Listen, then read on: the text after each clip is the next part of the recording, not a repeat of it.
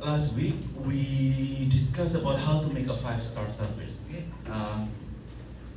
Of course, there's a lot of things that if you would like to give a good service, you can do. You need to do something, of course. Okay.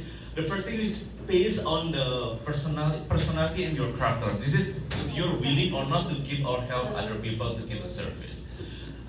Because it is on the character, so it lays on the first professionalism and expertise. So professionalism is,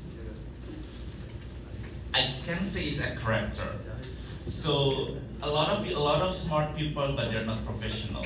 Like they always come late or never say they promise something and then they ignore it at the or cancel at the last time. I really hate if I make an appointment with anyone and then I already prepare, I already fix my outfit, I already think, and then they suddenly cancel it the last time. I don't like I hate this kind of people. Okay, this kind of professionalism, and it's not professionalism. Do not need any, how do you say it? Any specific talent. It's not a talent. And professionalism is your character. Okay, so professionalism related with a well-trained and knowledgeable customer service representative who understand the product or service. Okay, and of course, a well-trained is, of course, you need to do some training. This is about not about character.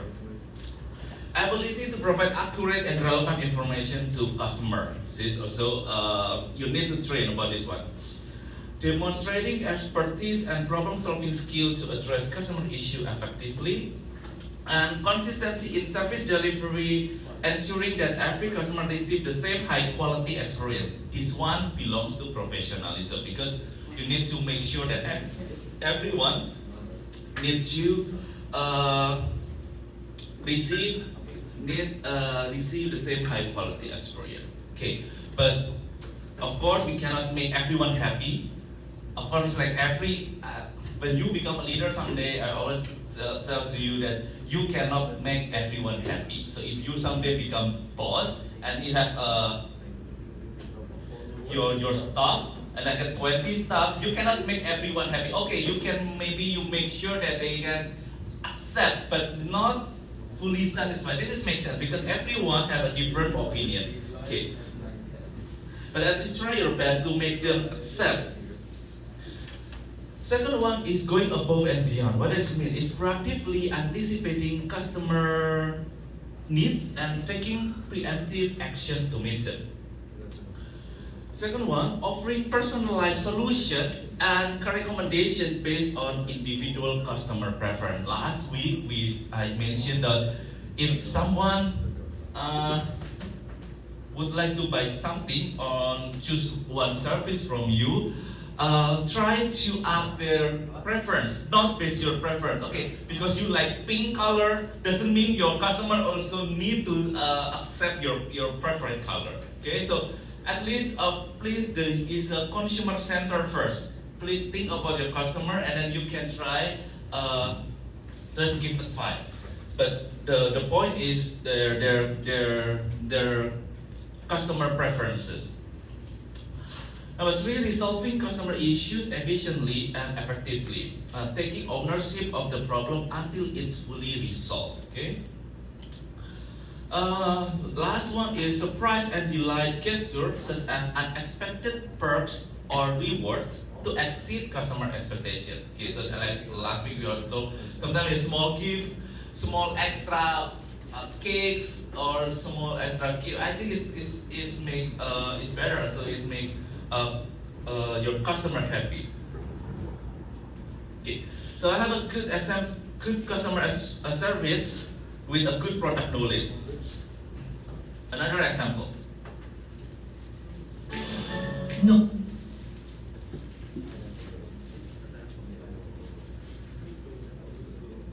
How are you doing? Good. Every day today. Good for you. Okay. Now, when you say cheap, you mean cheap up front or cheap every day? Just something that's good but still reasonably priced. Okay. You want a $3, $4 pound a day. Okay. Lab. Oh, lab. You got labs. All right. Do you hunt with the labs, or what do they do? Yes, I do hunt. Okay. I I actually got, I've got some cheaper dog food, so let me show you one right here. It's the one right behind you. It's the Candidate. It's the pure, it's got the same as the first ingredient. It's grain free, and it also, there's no, the cost per day of feeding is actually quite good. How much? 60-pound live probably gonna be 1 3/4 cup to about 3 cups. So it's a pretty good range. I mean, that's a good starting point. Like to try a bag today? Yeah, what do you want to do?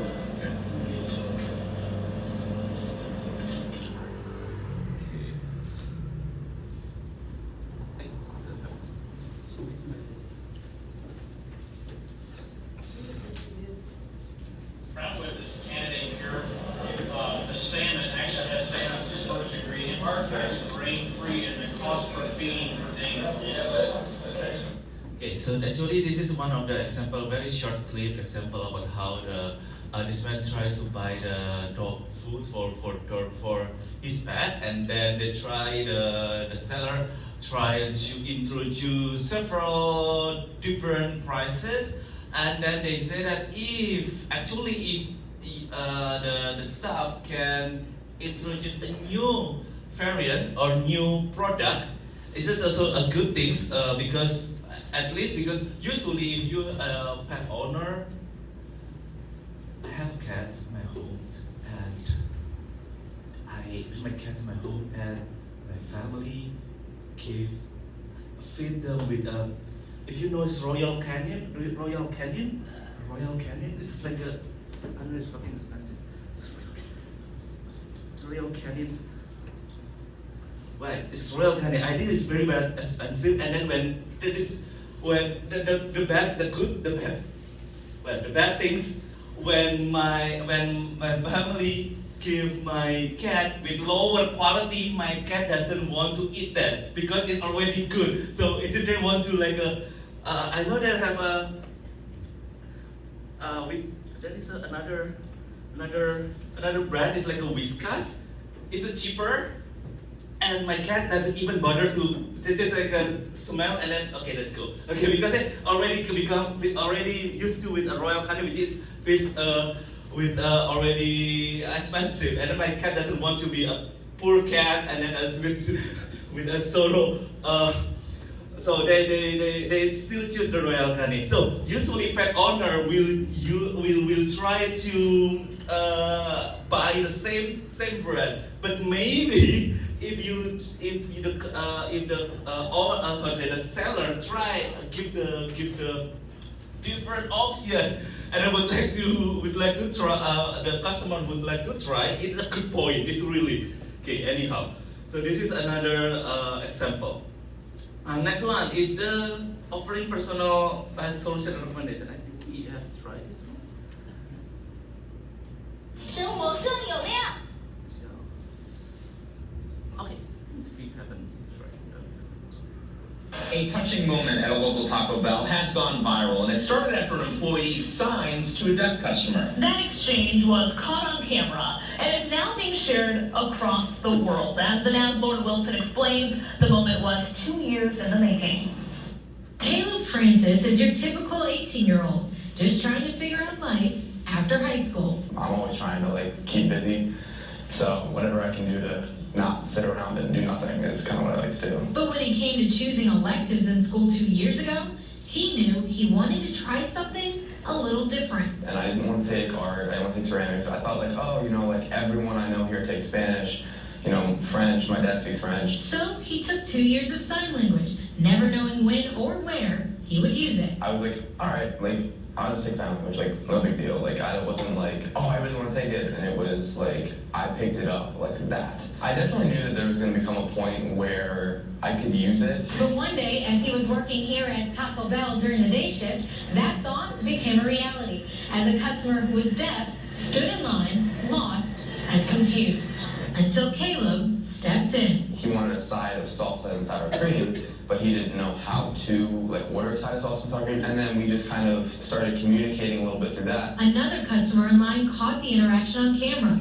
posted on social media, and that's when it went viral. When I saw the video, I was very, very happy and very proud. He's so super with customers. With over 200 shares in less than 2 days, Caleb tells me for him, it's just about helping someone in need and speaking the language he's grown to love. I think the biggest misconception about all of this is people say like, oh, you probably made his day like so much easier. But what people don't understand is that it is just as exciting for me to get to sign to people. So when someone says, oh, I signed, it's like, oh, it's so exciting to me.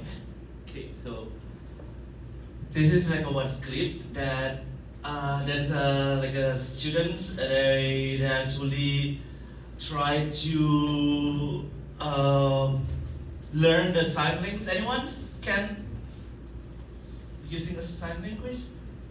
Anyone? No? You have to try. I think that when I was kid, I tried like A, B, C, D, E, F, G. I think it's a simple one. I think because it's sometimes like this one. I think that when I was kid, I learned like a simple A, B, C until Z, but now I forget like A, B, C, A. I just forget. But this is very important. Like, this one, this person would a student, they choose rather than study Spanish, French, whatever it is, he learned a sign language, and then when someday there's a customer alive in the Taco Bell, and then he he help to take the order, and then went viral. This is one example, like you don't know how your destiny brings you, and then maybe sometimes another clip, I don't know, I think that they got a scholarship. So helping people somehow can lead you into another part of your life. I think something this one. Okay, there's the things. Now it's 9:32. Let's have first hour attendance check first. Please scan the QR code for the first hour attendance and make sure that you scan successfully, okay?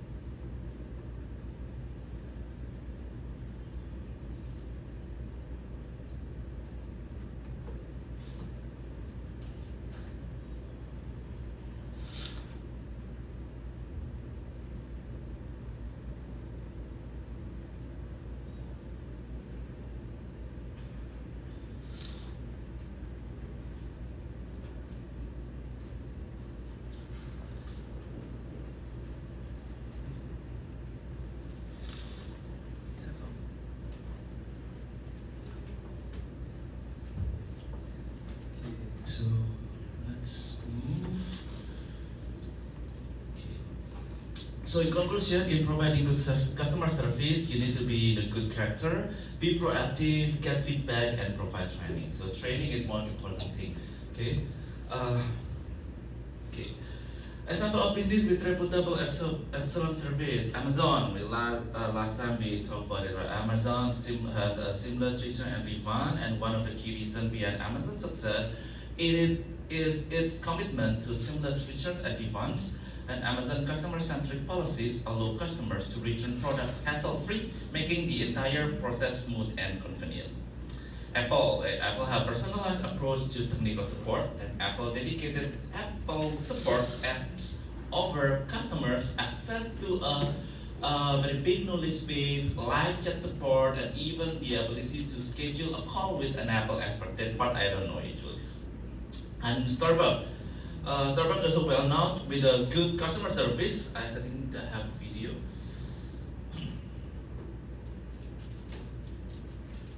Waiting things. A couple of years ago, I actually wrote a letter about one employee in particular. I realized just really how hardworking she was and how special she was. She makes you feel like she cares about how your day is going. It just became more of a relationship than just a barista. And this one in particular is not like that just with me. She was basically like that with a lot of people. It is very infectious when you have somebody who basically cares. It really does rub off on everybody else.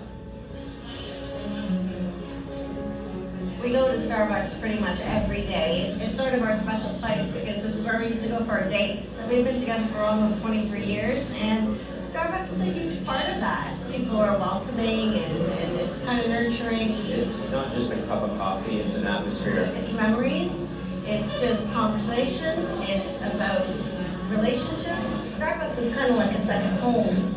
So the perfect Starbucks experience for me would be walking in. So I'm opening the door. I walk in the door. And there is an open seat, and it's the window seat, and the sun's coming in. I get a nice big smile from everybody who works here. Not only are you recognized, but you feel valued. The barista asks me how my day is, and they tell me something about their day. And then we laugh. Not only am I just a face you remember, but you actually remember something about me. I come down here with other people. They have the names written on the cups basically before we even get to the cups. When they know you, they already have your drink put aside. I love that. You feel pretty special, like, you know, somebody crowned you queen for the day or something, right? Get that perfect first sip. This is just the way I like it. And just spending hours and observing how everybody's interacting. And when I leave, the barista says, "Bye, Milan." I say, "Bye," insert barista's name. This is a chance to really engage, and when you have that, it's beautiful. But not every Starbucks has that. So there's actually a Starbucks that's closer to me, and I come here because it's more comfortable. I'm known here. The other Starbucks, I go there plenty, but nobody ever seems to recognize me. You know, sometimes there's somebody not as outgoing as some of the other ones. They just keep their head down. They don't really pay attention. When like there's a really long line and you've been waiting for a long time and you finally get your drink and it's not what you expected, there's a little bit of disappointment there. Well, I start to feel a bit silly that perhaps I'm not ordering it the right way. Getting my name wrong at the bar. My name's Dave, it's a pretty generic name. I think for me, its biggest thing, which is the most difficult thing, is just to treat every customer like they're so special. I may be your 100th customer, but you're my first barista. Okay, I will stop here. I think this is the point of this this lady. They say that this one. Customer like they're so special. I may be your 100th customer, but you're my first barista. This is one. It's very good. So maybe the customer, maybe for the barista or for the employee, a customer may be their 100th customer. It's because a whole day a lot of customer, right? So for the one employee, maybe you are the 100th customer. But for you as customer, you the barista is the first barista. So the first barista. So this I think is very very good. They say that I may be your 100th customer, but you are my first barista. And I hope that I know that some of you have a part-time job, maybe in the coffee shop or in the restaurant. To treat your customer, maybe your customer is just customer for you because a day you handle a lot of people, but for them maybe you are the first person, right? The first barista or the first seller, and I think it's good. Okay, and then another I noticed also in another interview they say that not every Starbucks do a good job. So some of the Starbucks they not really care, but in the some Starbucks they really give a good service. So it means that what does it mean? It means that training plays important things. So if you would like your brand would like to be recognized, the service should be equal in every store. Okay. Okay. First. Now I would like to go to service in a competitive environment. Okay. Service in a competitive environment is 1954. Peter Drucker wrote in Practice of Management, which is there is only one valid definition of business purpose: to create a customer. The purpose of business is to create a customer, and a business does not exist just to make a profit. It exists to attract customer and keep them satisfied. And if customers do not buy, the business cannot survive. So actually, the point is not make a profit, but to attract customer or help customer, and then of course they will try our service, our product, and it will lead to profit. Many organizations have realized that they cannot compete on price alone. It is in this marketplace that many companies have developed a strategy of providing superior customer care to differentiate their product and services. Surveys suggest that service-driven companies can charge up to 9% more for the products and service they provide. What does it mean? So company cannot compete on price alone. What does it mean? So if companies compete only by lowering price, they reduce profit. If you make your price lower, of course you will not gain so much profit.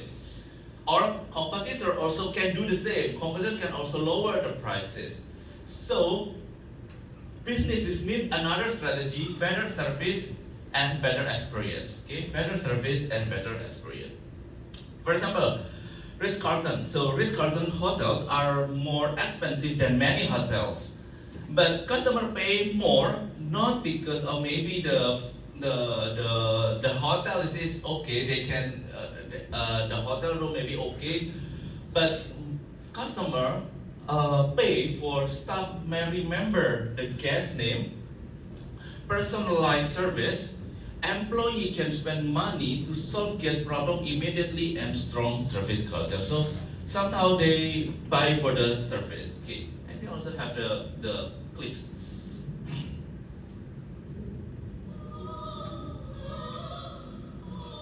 Ritz-Carlton is a place where the genuine care and comfort of our guests is our highest mission.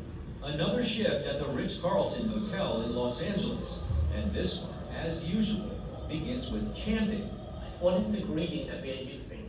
Welcome to the Ritz-Carlton Los Angeles. How may I assist you? Other companies may have mission statements, but the Ritz-Carlton, the legendary luxury hotel chain bought by Marriott, has turned its corporate credo into gospel. You have this credo, yes, that all of your employees read, yes, and recite in unison at some of these meetings. Yes, we do. Feel creepy? Not at all. Javier Cano is general manager of both the Ritz-Carlton and the JW Marriott at the company's new LA Live complex in Los Angeles. Is absolutely a great foundation for us. It talks about who we are, and it's important to reinforce. We spent several days immersing ourselves in the Ritz-Carlton culture, all of it based on a service roadmap the company calls its gold standards, the Ritz's DNA. Do you know what service value number 5 is? Kelly Stewart is the general manager of the Ritz-Carlton Los Angeles. We don't do things ordinary. We do it extraordinary, right? A tornado of energy. Go team! Has opened 14 new hotels for the company. Thank you very much. What makes a Ritz a Ritz? It's our ladies and gentlemen, the genuine care, the passion, the desire to serve the guest. But aren't they saying the same thing at the Four Seasons or the St. Regis or any of these other luxury hotel brands? No, they're not. They may say it, but we act it and we do it. We live it. Go inside an unprecedented look. Okay, so this is how they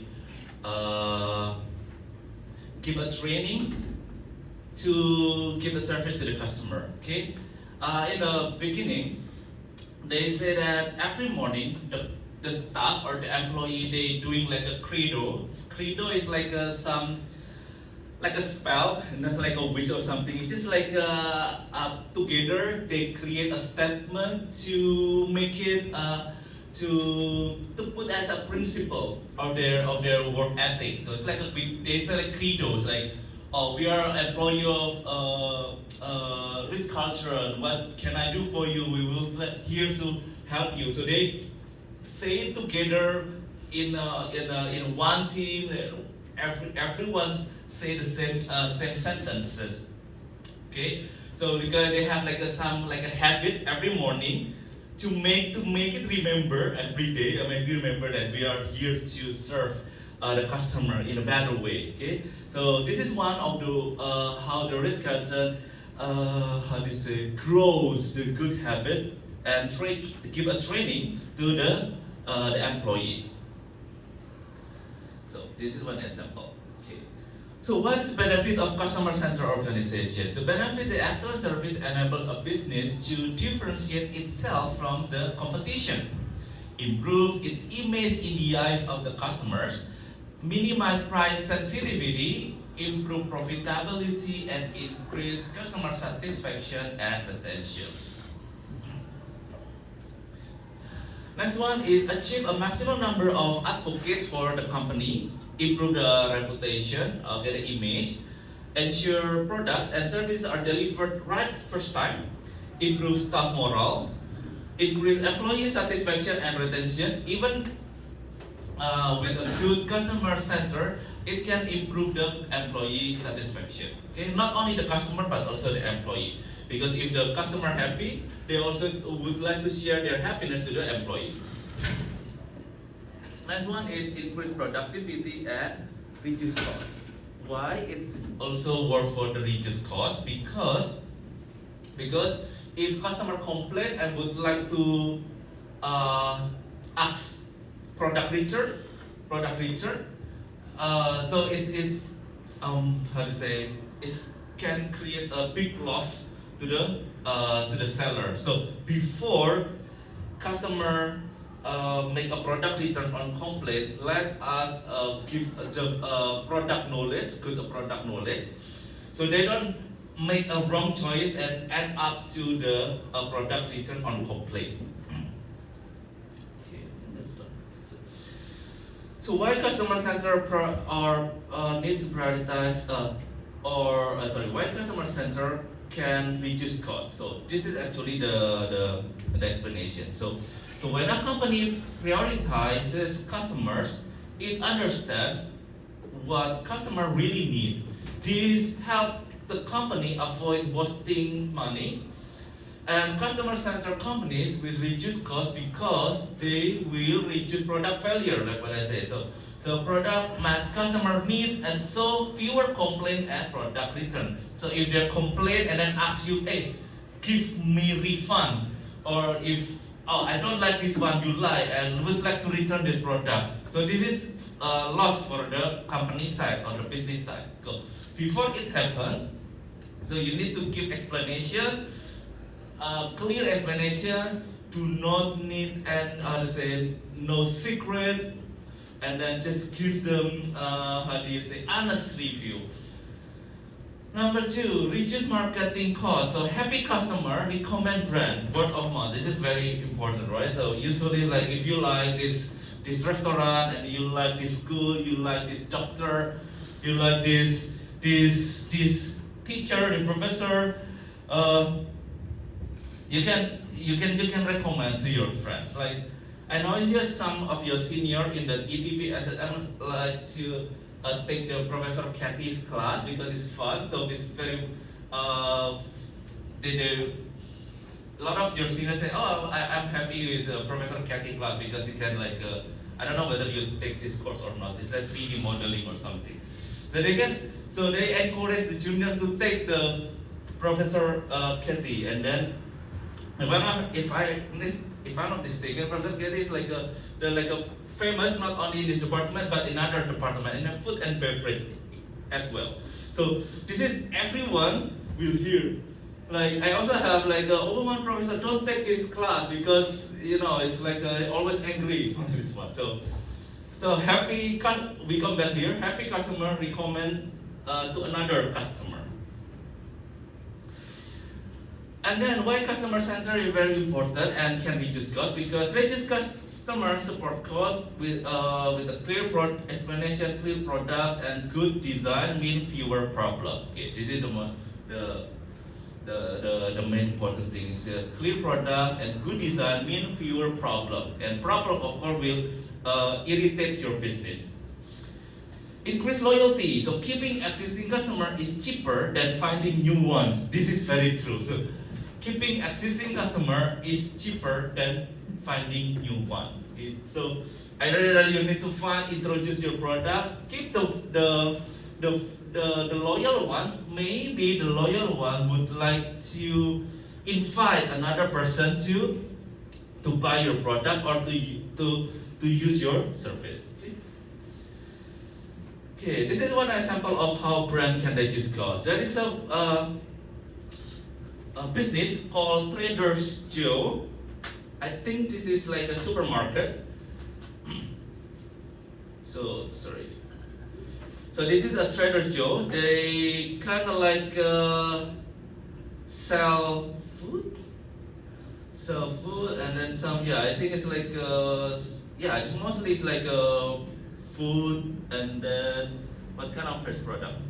Oh, food, bakery, cheese, dairy, and eggs. Mostly it's like ingredient.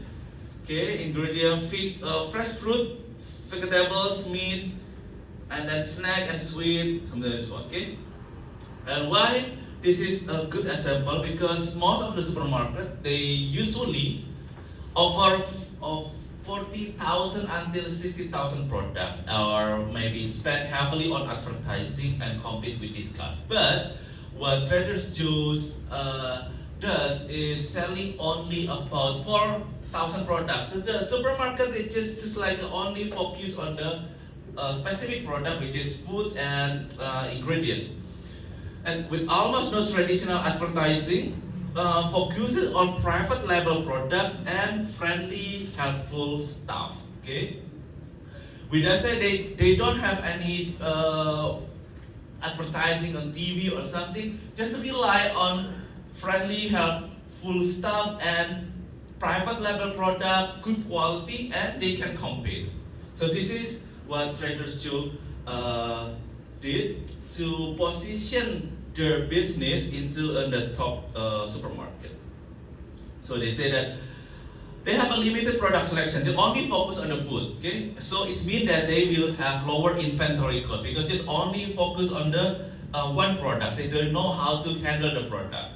They carefully choose product customer truly want. They really choose. Oh, if the customer every month they buy this one, maybe they like, and they restock it.